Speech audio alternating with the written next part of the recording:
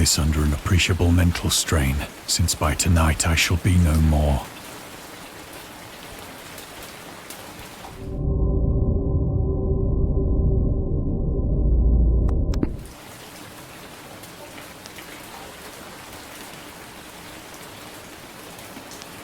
Penniless, and at the end of my supply of the drug which alone makes life endurable, I can bear the torture no longer, and shall cast myself from this garret window into the squalid street below. Do not think from my slavery to morphine that I am a weakling or a degenerate.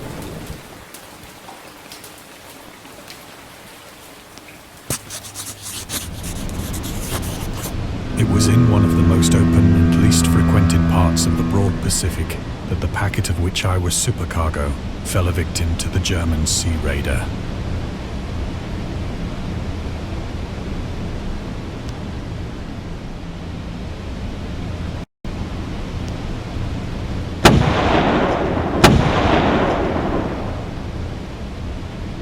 The Great War was then at its very beginning, and the ocean forces of the Hun had not completely sunk to their later degradation.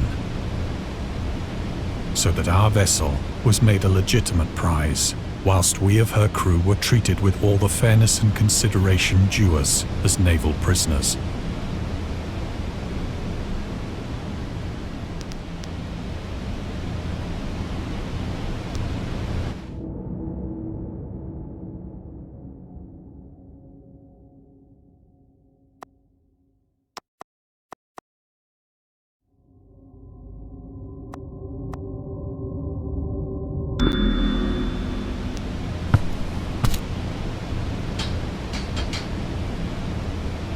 So liberal, indeed, was the discipline of our captors, that 5 days after we were taken, I managed to escape alone in a small boat with water and provisions for a good length of time.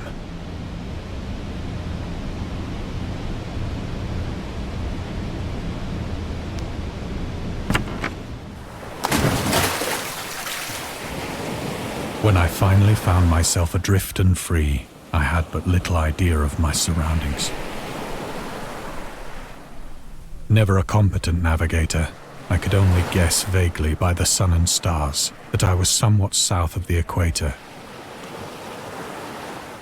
Of the longitude, I knew nothing, and no island or coastline was in sight.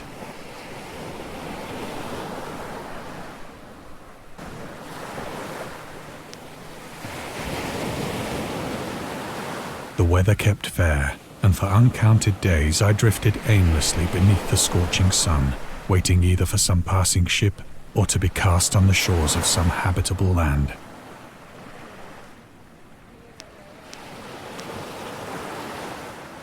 But neither ship nor land appeared, and I began to despair in my solitude upon the heaving vastness of unbroken blue.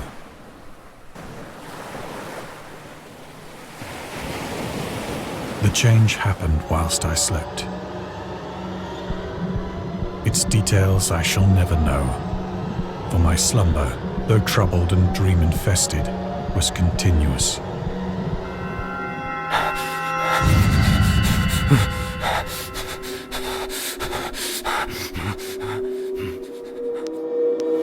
When at last I awoke, it was to discover myself half sucked into a slimy expanse of hellish black mire, which extended about me in monotonous undulations as far as I could see, and in which my boat lay grounded some distance away.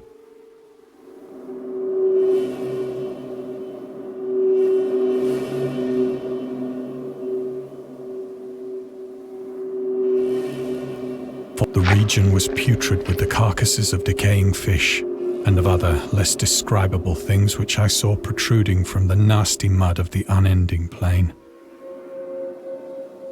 Perhaps I should not hope to convey in mere words the unutterable hideousness that can dwell in absolute silence and barren immensity. There was nothing within hearing, and nothing in sight save a vast reach of black slime. Yet the very completeness of the stillness and the homogeneity of the landscape oppressed me with a nauseating fear.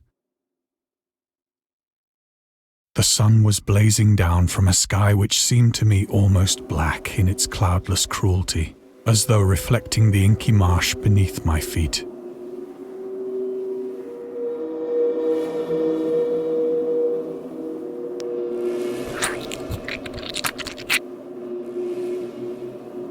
As I crawled into the stranded boat, I realized that only one theory could explain my position.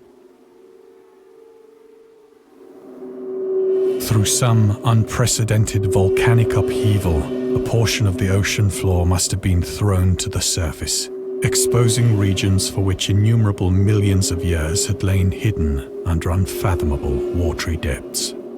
So great was the extent of the new land which had risen beneath me, that I could not detect the faintest noise of the surging ocean, straining my ears as I might. Nor were there any seafowl to prey upon the dead things.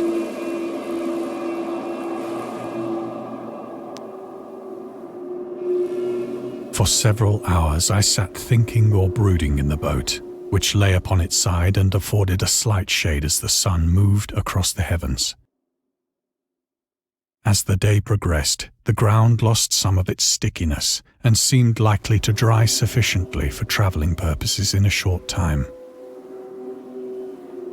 That night I slept but little, and the next day I made for myself a pack containing food and water, preparatory to an overland journey in search of the vanished sea.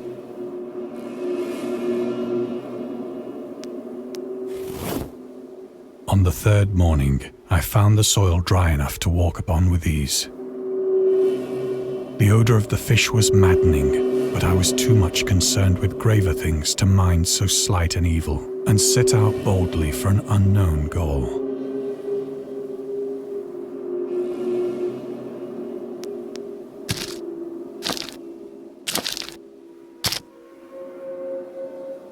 All day I forged steadily westward, guided by a faraway hummock which rose higher than any other elevation on the rolling desert.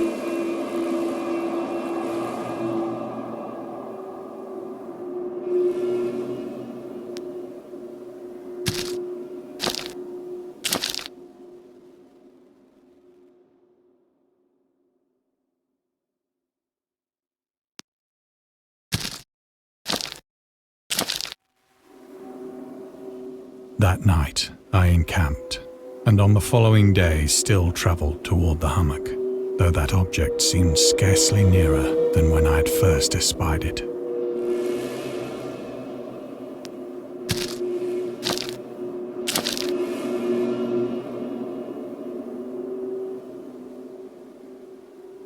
By the fourth evening, I attained the base of the mound, which turned out to be much higher than it had appeared from a distance. An intervening valley setting it out in sharper relief from the general surface. Too weary to ascend, I know not why my dreams were so wild that night. But ere the waning and fantastically gibbous moon had risen far above the eastern plain, I was awake in a cold perspiration, determined to sleep no more.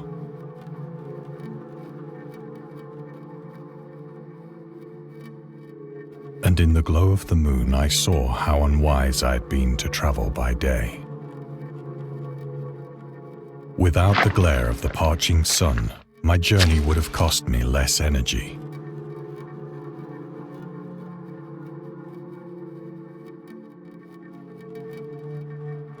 Picking up my pack, I started for the crest of the eminence.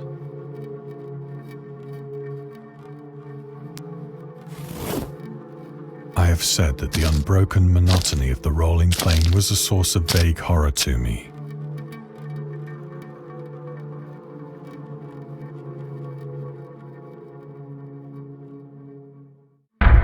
Whose black recesses the moon had not yet soared high enough to illumine. Peering over the rim into a fathomless chaos of eternal night.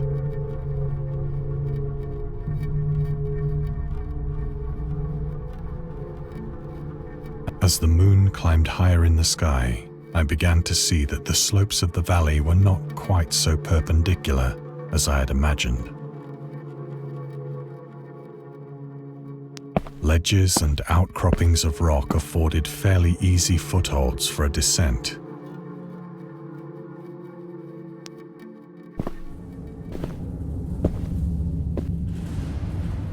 Urged on by an impulse which I cannot definitely analyze, I scrambled with difficulty down the rocks and stood on the gentler slope beneath, gazing into the Stygian deeps where no light had yet penetrated. All at once, my attention was captured by a vast and singular object on the opposite slope, which rose steeply about 100 yards ahead of me.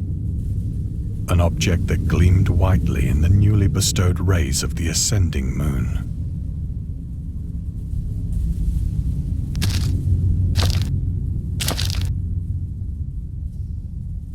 That it was merely a gigantic piece of stone, I soon assured myself. But I was conscious of a distinct impression that its contour and position were not altogether the work of nature. A closer scrutiny filled me with sensations I cannot express. For despite its enormous magnitude and its position in an abyss which had yawned at the bottom of the sea since the world was young, I perceived beyond a doubt that the strange object was a well-shaped monolith, whose massive bulk had known the workmanship and perhaps the worship of living and thinking creatures. Dazed and frightened, yet not without a certain thrill of the scientist's or archaeologist's delight, I examined my surroundings more closely.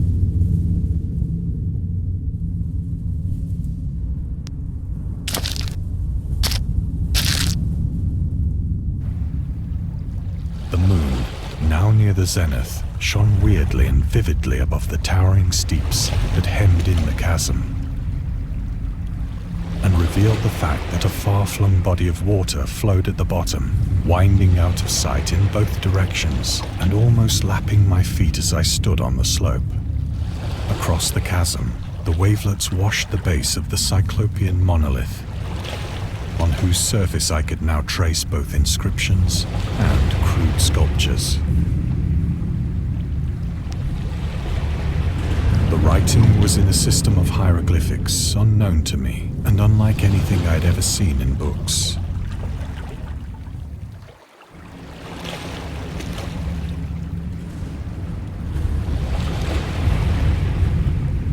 Several characters obviously represented marine things which are unknown to the modern world. But it was the pictorial carving, however, that did most to hold me spellbound.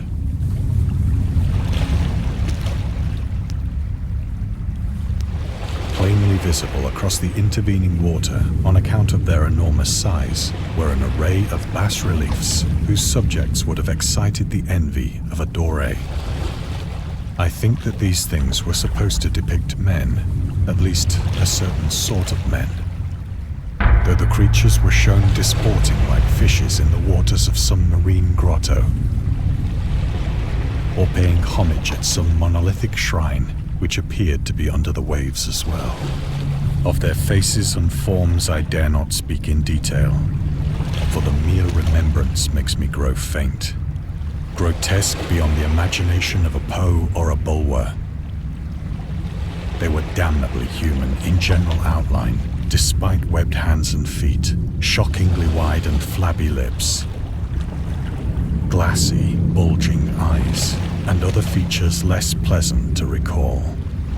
Curiously enough, they seem to have been chiseled badly out of proportion with their scenic background, for one of the creatures was shown in the act of killing a whale, represented as but little larger than himself. I remarked, as I say, their grotesqueness and strange size, but in a moment decided that they were merely the imaginary gods of some primitive fishing or seafaring tribe. Some tribe whose last descendant had perished eras before the first ancestor of the Piltdown or Neanderthal man was born.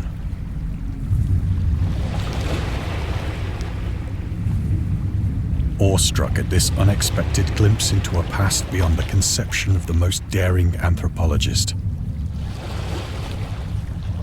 I stood musing whilst the moon cast queer reflections on the silent channel before me. Then, suddenly, I saw it. With only a slight churning to mark its rise to the surface, the thing slid into view above the dark waters. Polyphemus-like and loathsome, it darted like a stupendous monster of nightmares to the monolith, about which it flung its gigantic scaly arms, the while it bowed its hideous head and gave vent to certain measured sounds.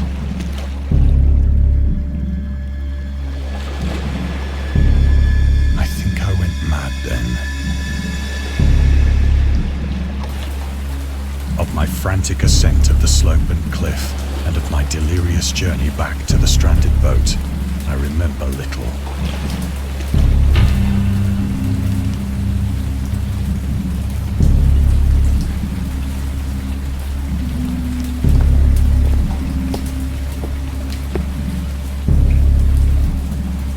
I believe I sang a great deal and laughed oddly when I was unable to sing.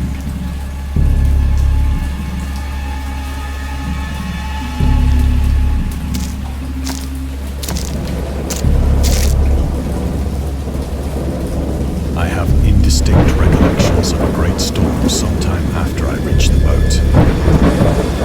At any rate, I know that I heard pearls of thunder and other tones which nature utters only in her wildest moods.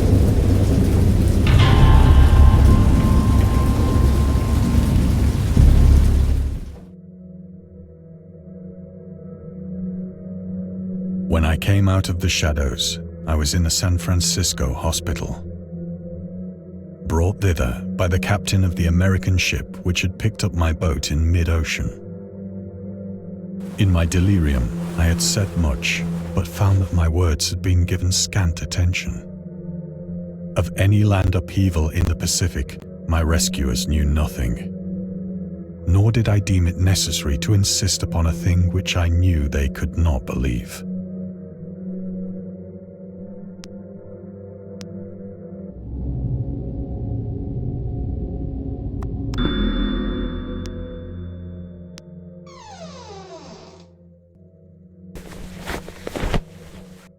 Once I sought out a celebrated ethnologist and amused him with peculiar questions regarding the ancient Philistine legend of Dagon, the fish god.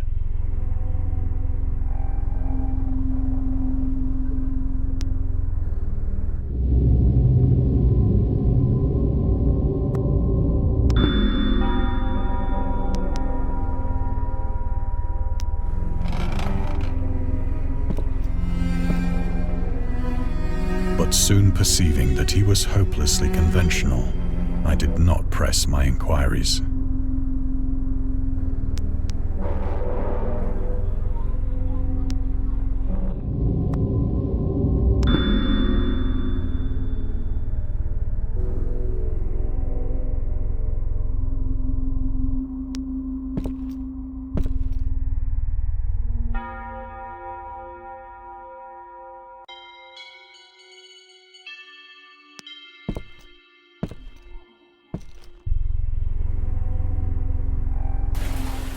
It is at night, especially when the moon is gibbous and waning, that I see the thing.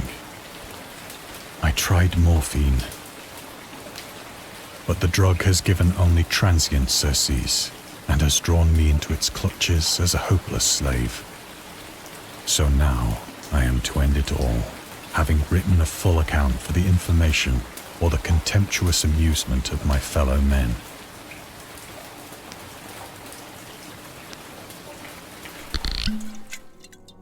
Often, I ask myself if it could not all have been a pure phantasm, a mere freak of fever as I lay sun-stricken and raving in the open boat after my escape from the German man-of-war.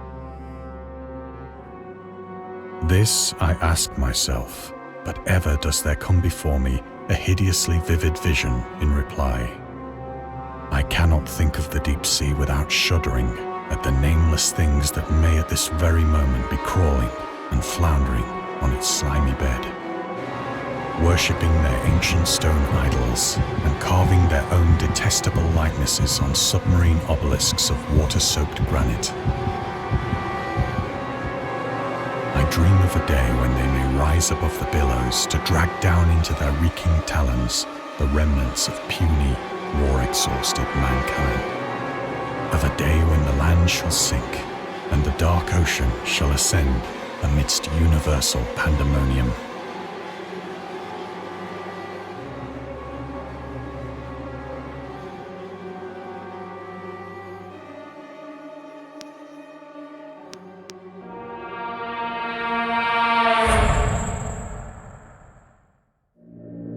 The end is near.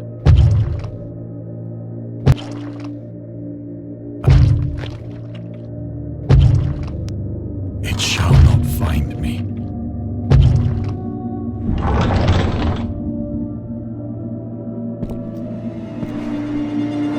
God, that hand!